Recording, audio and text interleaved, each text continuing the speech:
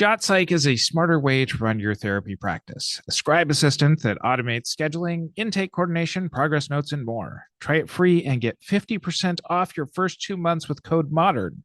Streamline your practice at jotpsych.com/modern therapist. That's JOT psych.com/modern therapist.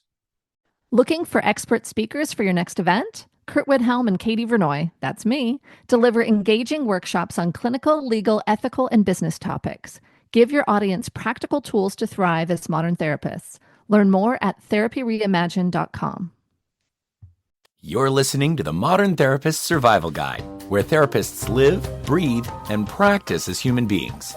To support you as a whole person and a therapist, here are your hosts, Kurt Widhelm and Katie Vernoy. Welcome back, Modern Therapists. This is the Modern Therapist Survival Guide. I'm Kurt Widhelm with Katie Vernoy, and this is the podcast for therapists about the things that go on in our practices, the things that go on in our profession. And we have a Facebook group called the Modern Therapist Group that we have been posting some questions and getting some engagement on lately. And we've also recognized that our content calendar has been very serious for quite a while here, and we wanted to lighten the mood just a little bit. So we wanted to highlight our modern therapist community here a little bit with some of the responses to one of the discussion questions that we had. And if you are not yet a member of the Modern Therapist group on Facebook, come over and join us so that way you can participate in these as well. The question that we had posed is, what is something that you wish other therapists would stop pretending is normal? I liked that question. Got a lot of people commenting on things, got a lot of reactions, and we wanted to highlight the top 5 most reacted to comments in that, offer a little bit of expansion on some of the discussion here. We talked before we started recording the episode on whether or not we credit the individuals who come up with the different posts that we're going to cite here. We're ultimately deciding not to, because we do recognize that some people's Facebook names are not the actual names that they go by in real life, whether it be for their own privacy reasons. So know that we are crediting you in the goodness of our hearts, just not officially by name here. And we'll put the link to the post in our show notes over at mtsgpodcast.com. So I am disappointed to say that my first answer on this did not make the top 5. So I'm going to just retroactively give myself honorable mention here. And I had originally posted that something that I wish that wasn't so normalized is waiting until your license renewal to complete your CEs. I agree on that one. And I recognized when I got licensed in Arizona, I didn't know until I did my license renewal that there were some slightly different requirements for Arizona. So I was, in the last couple of months before that renewal, doing some extra CEs, but now for my California license, I'm good to go. And so I don't want to do any CEs until like July 1st, because that's when the next cycle opens. So I don't want to waste all the perfectly good CEs on the renewals that are already in process.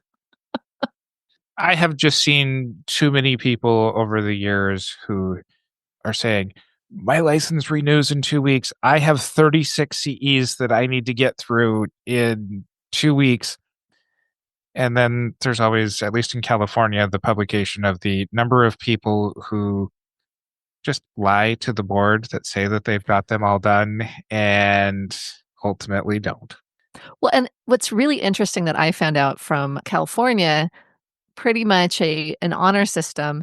In Arizona, you actually have to at least put the information on the CEs that you attended, if not the actual certificates, if you get audited.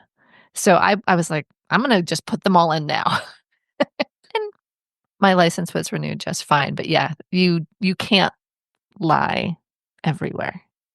And California does audit people even after you've renewed. It's not an automatic thing that pops up. Yeah. So don't lie in California. Don't lie anywhere. Like, just do the CEs. All right, to people who actually had the top 5 most reacted to comments here, coming in at number 5 is chastising clients and calling it holding them accountable. That's such an interesting one. How did you take that in when you first read it? I think that this might be to a couple of particular types of treatment. I've seen this portrayed in a lot of media, particularly in instances such as substance abuse treatment, where it's kind of bullying clients into behaving in a certain way or facing their issues. I know that there are some therapists out there that try to match the affect of what's happening in the room that ends up being something where it's kind of getting into a retaliatory or a same heightened level of affect. But I guess I look at this as if bullying worked, then that's what our field would be doing. And this just seems to not be something that I was ever taught seems to be an effective therapy strategy. I hear you. And where I went was actually things that we call accountability. And so I'm thinking about DBT diary cards, CBT homework. I'm thinking about things that folks are given, and then if they don't do them, it is it kind of feels like you're being chastised. Why didn't you do your homework? Now we have to spend the whole session on talking about why you didn't do the homework. So to me, that's where my mind went, was accountability sometimes is not treatment driven, in the sense that it's not what the client's goals are. It's what the evidence-based practice says that you're supposed to be doing. And I could see a lot of therapy clients and therapists who are following some of these models, if they aren't paying attention to the differences of the person in front of them, they may be pushing back and saying, "You're not doing the work," when in fact the work is not what they want to be doing and isn't aligned for them. I had a session somewhat recently with a client that we've been working together for quite a while. We have great rapport. And a question was brought up around what should I be doing? And I brought up their presenting reason for treatment as far as, hey, you came in here and you said that you really wanted to do this. And the client kind of stood up and mock walked out of the room and said, I knew you were going to bring up something like that. And maybe it's time that I change my reason for being in therapy. And I think this is an awesome conversation. I love it.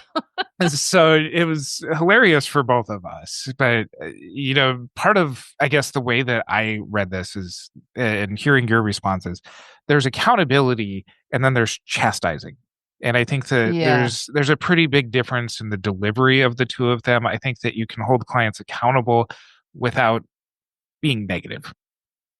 Yeah. Understanding that some clients, whether it's rejection sensitivity dysphoria or pervasive demand avoidance, or some of the things that may impede them either telling you how they're feeling or what they feel comfortable with, or in getting the homework done, those are valid clinical things to explore and support, and aren't necessarily even served by accountability. And they can feel chastised if they come into session and haven't done what you think they should have done. So it's interesting. It's interesting thing to try to hold, and maybe that's another whole conversation on how to hold clients accountable within their treatment plan. Or maybe that's just how we say it, is that make sure you're in agreement with your client before you hold them accountable to something. Moving on to number 4 in the reaction list, pretending that you don't experience feelings in session. Or countertransference. Or countertransference. We had done a CE somewhat recently where we went into a case study, and we didn't talk about it on that CE episode because there was a number of other things that was going on. But in the disciplinary action write-up from that particular case, one of the things that had happened was that the respondent was interviewed and asked about what was their feelings in response to what the client was bringing in. And the respondent had said, I didn't really have any strong feelings about it. And the California Board of Psychology said, it is impossible to not have countertransference. Even if it's Yeah. useful, that you do need to have countertransference. And that was one of the citations amongst the discipline there. We'll cite to that episode over in our show notes at mtsgpodcast.com. I know that there has been varying discussion in certain aspects of our field around countertransference being a theory specific word. And while it might be something that is leaned into more in specific theories, it doesn't change that we are humans and we do have Yeah. human reactions to things. Yeah, we have a whole episode on countertransference that we'll also link over in the show notes. For me, this kind of brings up two different things. It's feelings and countertransference. And countertransference, in my understanding, is things in my own life that I'm putting into this space based on the interactions I have with the client. And so that's more my stuff. Feelings sometimes are just how I'm feeling in the room. It's not necessarily countertransference. It's the client said something and I'm sad for them, with them. This is an authentic human interaction. I know for myself that there are times when the emotions I have, I'm not always able to completely identify what they are in the room. And I try to be authentic with it in whatever way and not put the focus on myself and all of those things. But there are definitely times when I have tried to really contain my emotions to such a degree that my clients have been confused. And that's led to really good conversations. But I think it's something where, depending on how your brain works, depending on how your relationship to emotions, all of those things, I think this one can be a challenge regardless. And I agree we should push back on blank slate. I agree that we push back on we're completely objective in, kind of this clinical, sterile environment in which to, container for folks to have their own experience. And I know that it's not easy for everyone to be able to navigate countertransference or their own feelings in session. So I just want to honor that part of it. And I want to extend this one just a little bit here too, which we're talking about this in terms of countertransference and feelings that are happening in the room, but also acknowledging and modeling that we might have stuff going on in the rest of our life that might be feelings that are being brought in. One clinician somewhat recently was telling me that they'd gotten into a fender bender on their way into the office, and nothing that was particularly harmful or a little bit of auto body work, but not a whole lot of danger to self. But it was just kind of something that they were rattled. And we just happened to be chatting before they went into session. And they were saying, do I tell a client, hey, I was just in a car accident. I might be a little bit agitated settling down in here. And we talked about whether or not it was appropriate for that particular client. And ultimately, they decided that it was feelings that they had to set aside. But there are totally clients where if something is sitting in the background of your mind and it's something where you're having a hard time settling and attuning, it might be more helpful to model. There is a process that we can go through to be able to set things down and set aside in a very healthy way that's part of that particular client's treatment plan. I completely agree. Okay, let's talk about progress notes. They can be tedious, time-consuming, and stressful, right? Do you dread writing progress notes after back-to-back sessions? Then try JotPsych. It's basically a practice assistant. It drafts progress notes, coordinates intakes, and manages your schedule, saving you hours every week. And with JotPsych, client data is secure. It's HIPAA-compliant, fully customizable, and really easy to use. Notes practically write themselves, and your workflow stress will vanish. Therapists have already trusted JotPsych with over 800,000 visits. Why don't you give it a try? Visit JotPsych, JotPsych.com/modern therapist and use referral code MODERN for 50% off your first 2 months. Number 3 on the list, paying thousands of dollars for specialized trainings.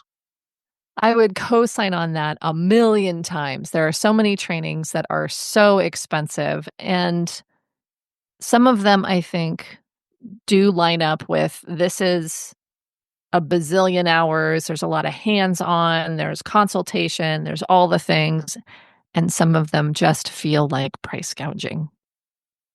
I struggle with this one a little bit on both sides. On one hand, as a consumer, there are things where I have not gone to trainings because it feels like price gouging. Yes. And on the content end of things, where we've created content, we've created workshops, I also want people to get paid for their time and their work and expertise in training and consulting. And where the answer is that makes both parties happy is probably a place that doesn't actually exist in real life.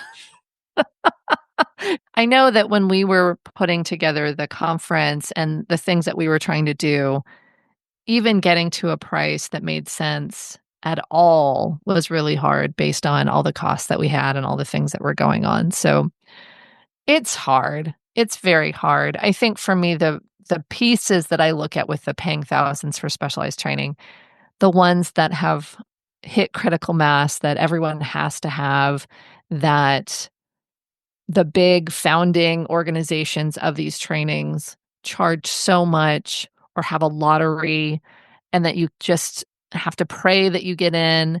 And then if you have permission to get in, it's thousands and thousands of dollars and tons of time. And you have to decide if it's worth it for you. And I think some of these organizations aren't figuring out how to do them cost effectively. They're, participating in the market, and this is what the cost that people will bear. And I think it makes inaccessible to a lot of folks because they're so expensive and so time consuming. We've talked before in a number of episodes about how only the privileged can attend certain kinds of conferences. And Mhm. there's just a lot of shows that we're going to put in the show notes here. So, So many. but I think it does become something of a barrier where when you get shoved through grad school and you're kind of a little bit prepared on a number of things, and you get out of grad school, and then the zeitgeist, the current trends, the more advanced trainings that everyone says that you must do makes it to where when you look at the price tag of those, it really does make this field even more like the haves and the have-nots. Oh, for sure. I've been fortunate enough where I've been able to participate in more than my fair share of trainings that I think that a lot of other people unfortunately don't have access to. And I can say that, do they add to my practice? Yeah. And I've also been to ones that I have paid a lot of money for that have not added to my practice. And that there is something that, if we want to normalize something back to this particular comment, I think the counterbalance normalization is investing in things that are going to make sense for your practice, and being okay with missing out on the things that are in the zeitgeist just because they're things that are in the zeitgeist. Yeah. I just think it's so hard. I know that there are some newer continuing education providers or trainers who have come along, and they really have identified ways to make things more accessible. They have very reasonable price points. They have ways to access content, even if it's not in the intensive way, that at least gives you an idea if it's something that you want to dig deeper into so that you can selectively invest in training that will positively impact your practice, that will align with what you want to do, the people that you see, those kinds of things. So we'll link to some of the episodes that have some of those training providers on them so you'll have a sense of who we're talking about. But I do think that there are ways to get some at least good foundational training without spending the thousands of dollars. And so that you can identify, is this where I want to spend my bazillion dollars? I do think that there are a number of places where you can go for CEs that do offer some of these trainings and do offer payment to the particular speakers who might be presenting for them. And Katie and I have participated in some of these over the course of our career. And what ends up happening is that for the presenters, they get a fractional amount of whatever the cost of a workshop is. 1 hour CE on platform therapist CE maker.org.net, whatever it is. And my fear is that that ends up creating a system where the people who are presenting are now enticed to just be feeding, come and buy through my link. And it pushes them into being more into the influencer type role than it does really in necessarily the educator role. It makes things more accessible, absolutely, but does it end up inadvertently creating systems that end up pushing people further from doing client work and teaching people how to do good client work and more into just the business of selling CEs? I actually feel like it's the opposite. When you're a content creator of some sort, an educator of some sort, and you have to do all of the pieces, you have to market yourself, get yourself on stages or to organizations, or create your own learning platform, then you're in the business of selling yourself. Whereas if there is a mechanism where you can get someone else marketing your stuff, yeah, you can send them to the link, but you can focus on the actual learning materials and putting those things together and potentially having some infrastructure that you don't have on your own. So I actually am okay with that for those types of things. I was talking more about people that were more independent, but I do believe that it's a balance, and my hope is that there's an array of training opportunities for people to be able to access content at different price points so that folks at least have a sense of where they want to focus their attention. And then from the speaker side, they can have a variety of opportunities to get their work out. I think that actually isn't, I don't see that as a bad thing. Need dynamic, knowledgeable speakers for your next event, training, or conference? Kurt Widhelm, that's me, and Katie Vernoy, that's her, bring real-world expertise to every presentation, covering topics like supervision, private practice growth, and therapist burnout. Our workshops are interactive, insightful, and packed with actionable strategies to help modern therapists succeed. Whether you're planning a team training or a large-scale event, Kurt and I deliver high-impact learning experiences tailored to your needs. Book us today. Visit therapyreimagined.com to learn more. Moving on to number 2 on this list, and this is actually the single most reacted to comment on this, and that's because our number 1, there was a few different comments that all fall under the same category that put it at number 1. Okay. But the number 1 most voted, most reacted to comment on here, we'll call this the 1B winner in this particular So like question. a tie between 1 and 2. Attempting to treat children in isolation without any of their family system or support systems involved. Yeah. That's a real tough one. In most situations, I completely agree. I think you need to treat the system, sometimes only working with parents and not kids, just depending on the age and the presenting issues for the family.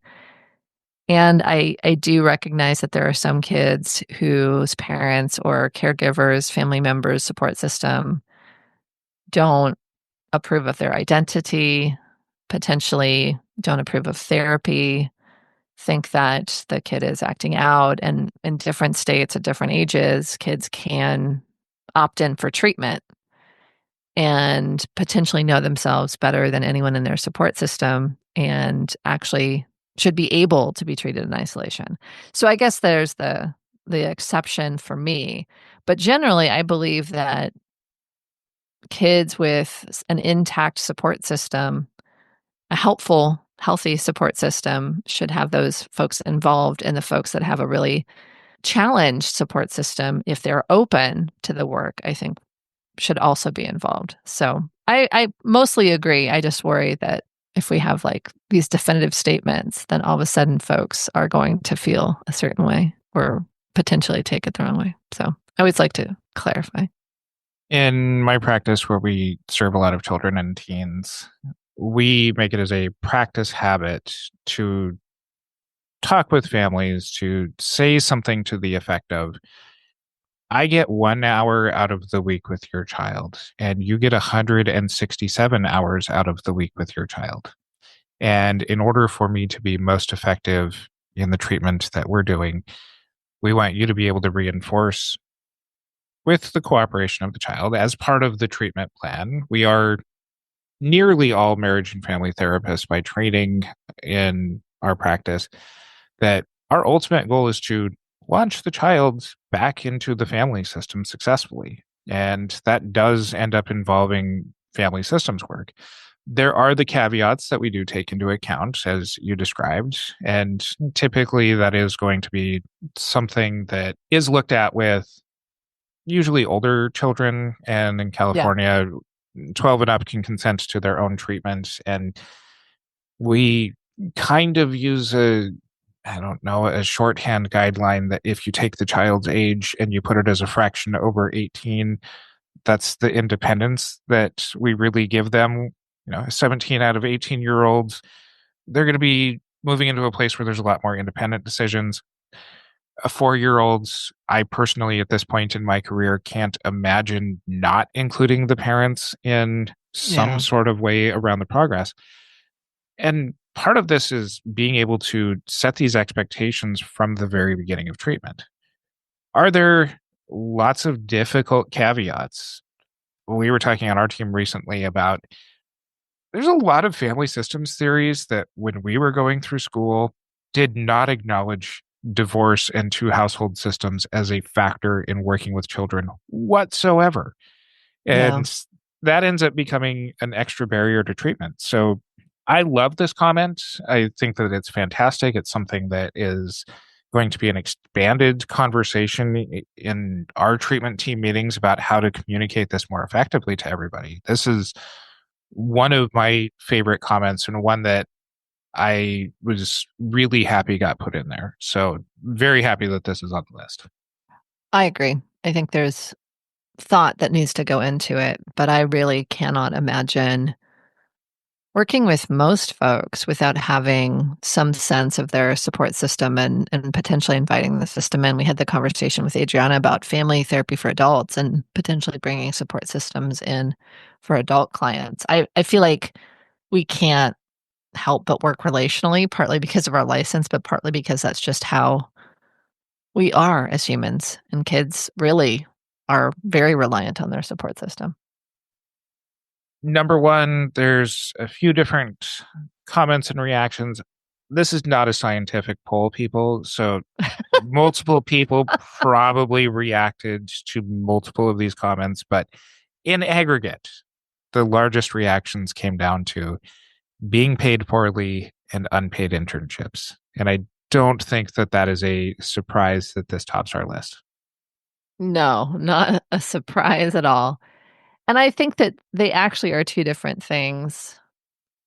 They're very closely related, but they are two different things. And I think some of the comments I saw were about lower fees or sliding scale. Some of the things I saw were about insurance and how poorly they pay in a lot of instances.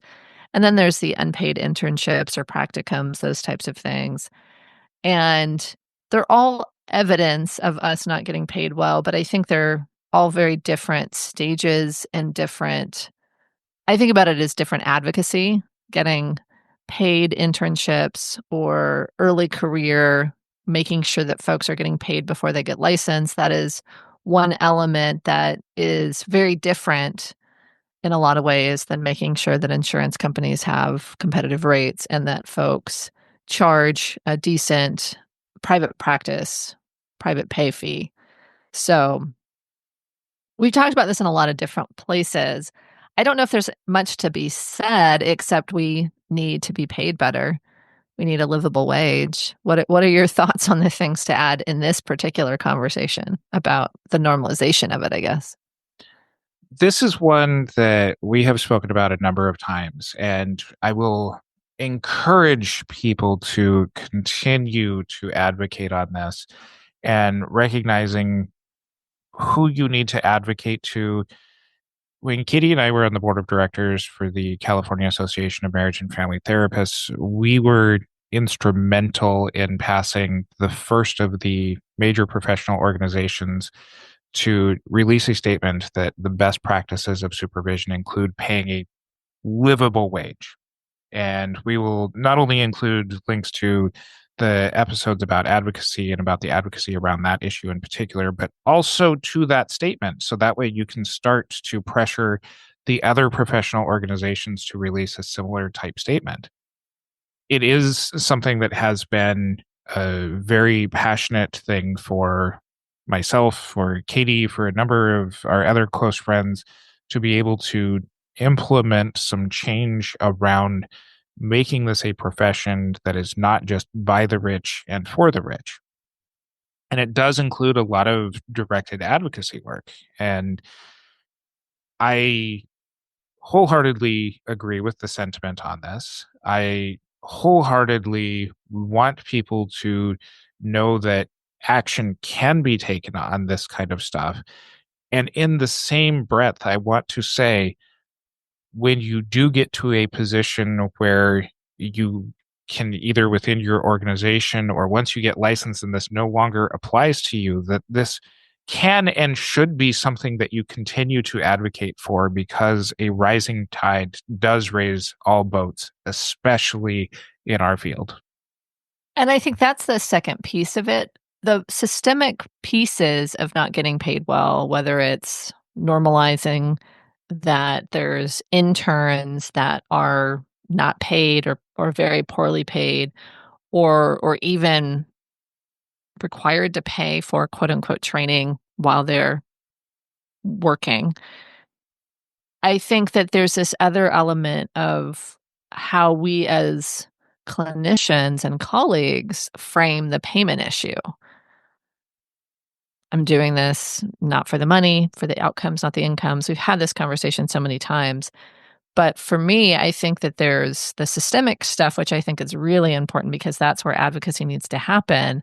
But some of the advocacy has to begin with all of us recognizing that what we do is valuable and that we deserve to have a livable wage at a minimum, but also deserve to get paid well. We've had other conversations about, charge your worth and why that's ridiculous and not something that we endorse. But charge what you need to get paid to live the life that you're putting together. Don't sign up for services that are going to pay you very little. Don't work for organizations that pay you very little if you have choices. And so this is a tough one because it's so systemic, both in the larger system, but also there's this kind of internalized, I must be poor to do this work because it's akin to charity work. We would love for all of our audience to join the Modern Therapist Group to continue contributing to our community and to continue to help to further along these conversations. And as you can see, we do listen to you and we do help to amplify some of the things that you would like to see change. And some of it aligns with what Katie and I are already doing. And that makes it even easier when we are able to say, hey, our modern therapist community really wants to be able to change the norms about something like this. So join our Facebook group, the Modern Therapist Group. Follow us on our social media to continue to interact with us. You can check out our show notes where we're going to link a bunch of our past episodes over at mtsgpodcast.com. And until next time, I'm Kurt Whithelm with Katie Vernoy. Therapists, reclaim your evenings and stop getting behind on notes with JotPsych, the scribe assistant made just for you. Try it for free at jotpsych.com/modern therapist. And don't forget to use referral code MODERN to get 50% off your first 2 months. Want expert training for your team or event? Katie and I offer engaging workshops with real-world strategies for modern therapists. Visit therapyreimagined.com to learn more and book today. Thank you for listening to the Modern Therapist Survival Guide. Learn more about who we are and what we do at mtsgpodcast.com. You can also join us on Facebook and Twitter. And please don't forget to subscribe so you don't miss any of our episodes.